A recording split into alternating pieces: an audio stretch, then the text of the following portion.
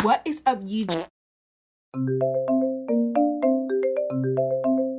As I was saying, let's not focus on the hair. Focus on this. Focus on this gorgeous face and this gorgeous skin. Today, we are doing another rating video. We're gonna rate some of the books that I have. Part 2. Because I don't know what to film. And I filmed a come get my package with me video, but it was horrendous. The audio was off. The angles that I was hitting with the camera, it just... no. So we're gonna start off strong with the Delirium series, but specifically the first book.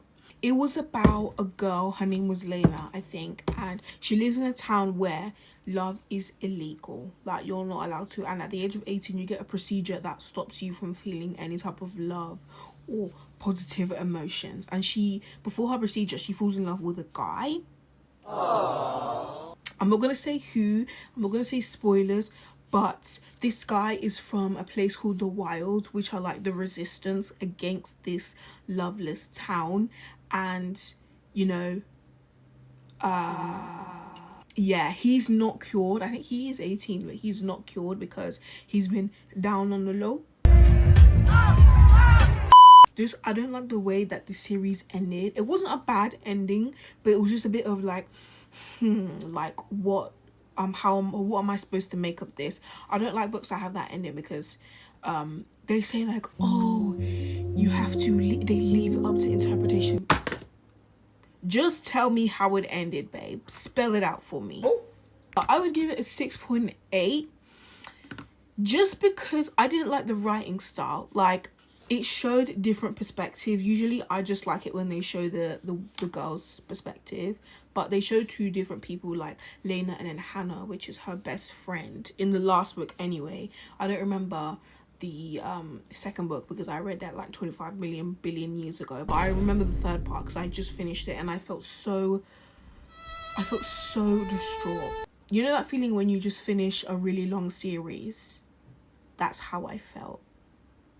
But I'm just going to move on to the next series because life is about moving on. I honestly don't have that many books that I don't like, so I'm just going to move on to another one that I did really like. And this book, it was like, how many times can I say like? I remember watching the movie. It's called All This Time. You can see the little post-it notes in it where I've just marked really good parts. So basically, this girl, she has a condition. I don't remember what condition she... Wait. This is the wrong book. Hold on. It was 5 feet apart actually. Let me get the book. Okay, this is the one I was talking about, not this. This is a completely unrelated book and it's also a very, very good book. So I'm just going to talk about both of them, but I'll talk about this one first. Basically, this book is about a girl who has a condition. I think it's bronchitis or something. And she can't get in within 5 feet of other people, hence why it's called 5 feet apart. She ends up falling in love with this guy who has the same condition as her, and they have to always stay 5 feet apart, otherwise they could their condition could just get worse. Judging by the title of this book, you can already guess what may happen at the end, hence why I was bawling my eyes out. I would give that a 8.7 out of 10. It was amazing. It was captivating. It was amazing. I wish they wrote more books like that these days. Now it's just about clapping cheeks and possessing people. Like, no. This one, I actually don't remember because I read it that long ago. But something along the lines of she forgets about him, and then in his dreams he remembers like their whole relationship, and then at the end I actually don't remember. I'm not gonna lie. I just read the back of the book and it's basically the guy, this is not spoilers by the way, Kyle and Kimberly, which is Kimberly is his ex-girlfriend. They get into a car crash. Kimberly dies, rest her soul, and then he ends up falling in love with Marley, who's in the same hospital, and they get to know each other, yada yada yada. But it was very good. I would give that one a 7.8 out of 10. I'm gonna do one more because I've already talked about 3 books and my storage space is full to the brim. You guys don't understand how much storage space it takes up when you post videos on YouTube. But lo and behold, it is another dark romance. You can see a constant theme here. I don't know dark romances. It is Heron Mill. You can see the lovely post-it notes, but that's not because I liked it. I just bullet pointed the most weirdest, unhinged parts of the book. And basically, it was just about a girl who moves into a new house and her stepbrother instantly has a crush on her.